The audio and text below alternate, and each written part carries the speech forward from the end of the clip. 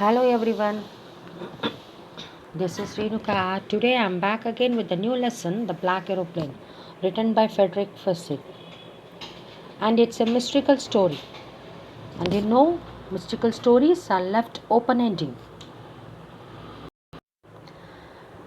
Before we go to the lesson, let us learn about the author. So, Frederick Fawcett was born on 25th August 1938, and he is an English author and occasional political commentator. He is best known for thrillers such as The Day of the Jackal, The Odessa File, The Fourth Protocol, The Dogs of War, The Fist of God, The Veteran, The Avenger, The Agent, and The Cobra.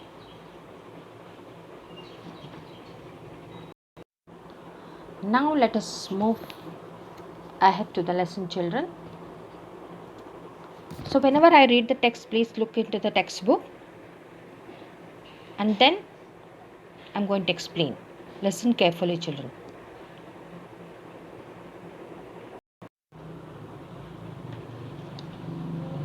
The moon was coming up in the east behind me, and stars were shining in the clear sky above me. There wasn't a cloud in the sky. I was happy to be alone high up above the sleeping countryside. I was flying my old Dakota aeroplane over France back to England. I was dreaming of my holiday and looking forward to being with my family. I looked at my watch 1:30 in the morning.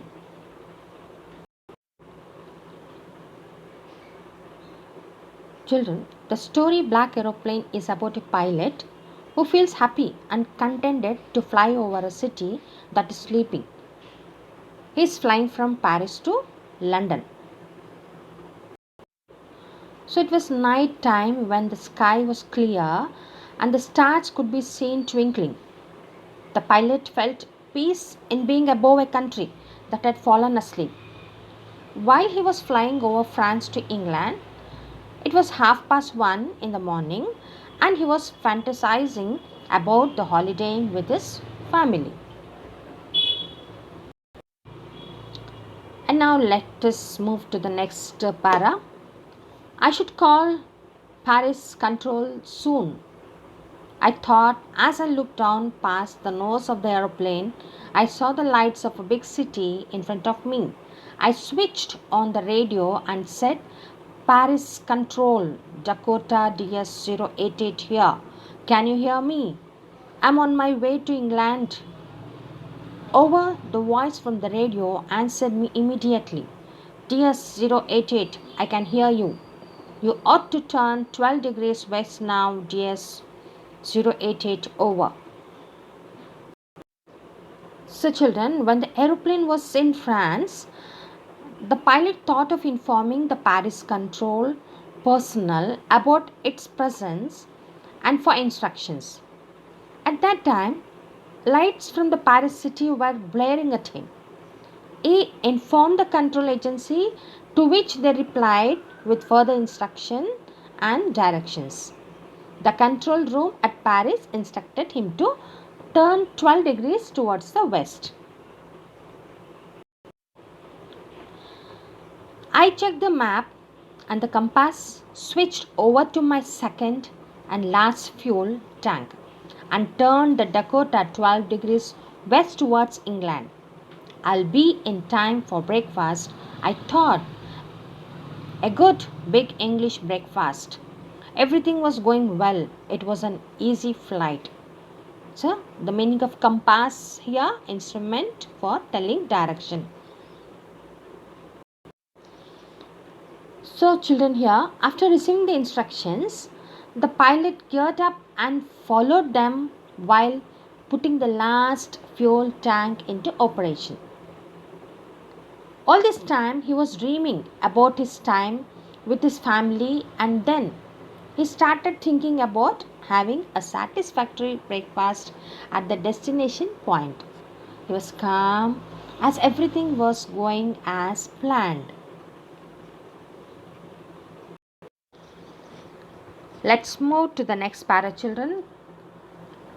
Paris was about 150 kilometers behind me when I saw the clouds, storm clouds.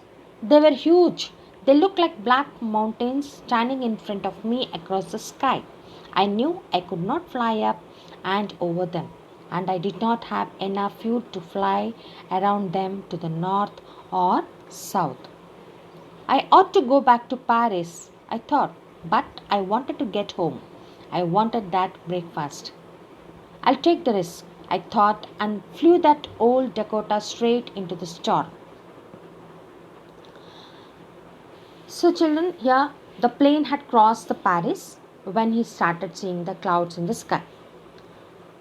So, the presence of the clouds made it unsafe to travel by air because the clouds were dark and it was a stormy night.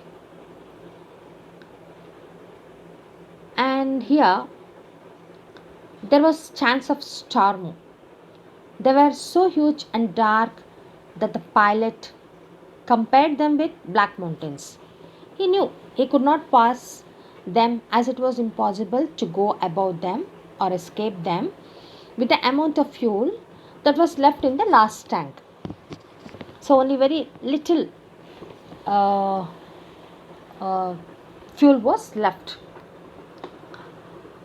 The right decision would have been to fly back to Paris safely. He wanted to fly back to Paris safely, but the pilot's decision making was clouded by his wish to meet his family. So he was eager to meet his family, and he wanted to have an English breakfast. So he desperately wanted to be with his family and have that English breakfast. So he had been dreaming all the day. That he took the risk. So he took the risk of not going back. Thus he headed the plane right into the storm.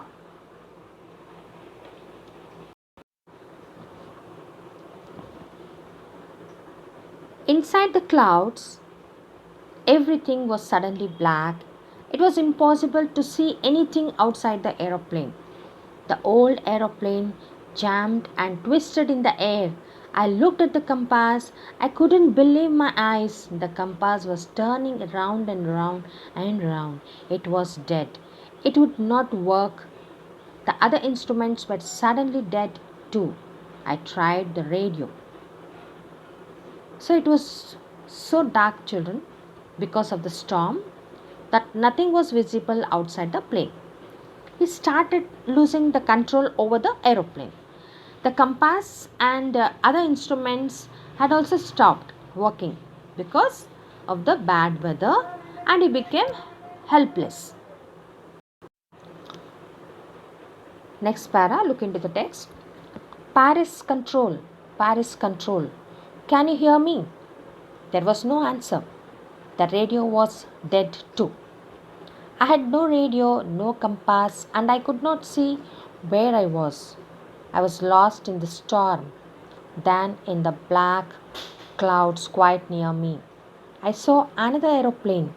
It had no lights on its wings, but I could see it flying next to me through the storm. I could see the pilot's face turned towards me. I was very glad to see another person. He lifted one hand and waved, "Follow me." He was saying, "Follow me." He knows that I am lost. I thought he is trying to help me. Children, here he tried calling the Paris Control Agency who had helped him earlier, but couldn't connect because of the weather. In the midst of nowhere, when everything failed, he saw a ray of hope when he saw another aeroplane. So the ray of hope here was the another aeroplane. He felt relieved when he saw another pilot's face and a willingness to help him escape the storm.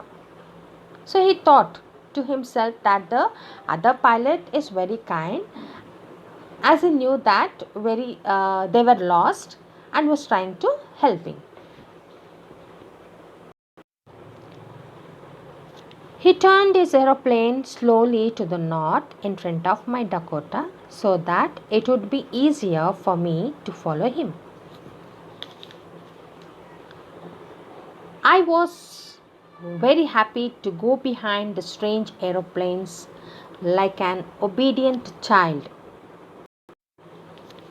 After half an hour, the strange black aeroplane was still there in front of me in the clouds.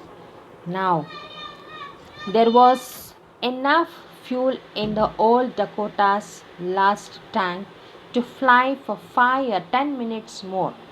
I was starting to feel frightened again. But then he started to go down and I followed through the storm. Suddenly, I came out of the clouds and saw two long straight lines of lights in front of me. It was a runaway, an airport. I was safe. I turned to look for my friend in the black aeroplane, but the sky was empty. There was nothing there. The black aeroplane was gone. I could not see it anywhere. So, runaway means a strip of hard ground along which aircraft take off and land. Frightened means terrified. Followed means chased. Obedient, one who obeys. Glad, happy.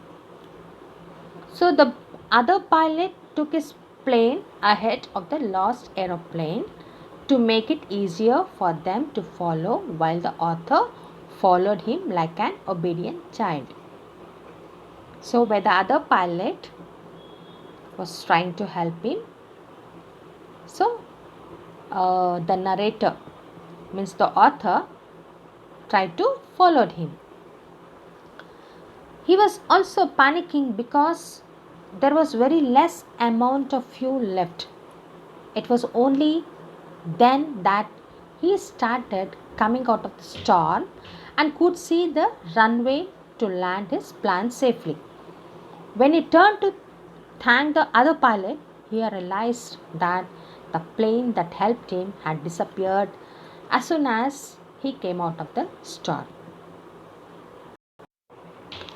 I landed and was not sorry to walk away from the old Dakota near the control tower. I went and asked the woman in the control center where I was and who the other pilot was. I wanted to say thank you. She looked at me very strangely and then laughed. Another aeroplane? Up there in this storm? No, other aeroplanes were flying tonight. Yours was the only one I could see on the radar. So, who helped me to arrive there safely without a compass or a radio and without any more fuel in my tanks? Who was the pilot on the strange black aeroplane flying in the storm without lights? So, radar means a system for detecting the presence, direction, distance, and speed of aircraft, ships, and other objects by sending out pulses of radio waves which are reflected off the object back to the source. Strangely means in a strange manner. So here the author did not know where he had landed, but was not afraid of leaving his plane unattended. So he headed straight into the control room to ask about the other pilot. To his utmost surprise, the lady informed him that there was no other plane in the sky except his because of the bad weather. He is left astonished. Astonished means surprised, with a lot of questions unanswered in his mind.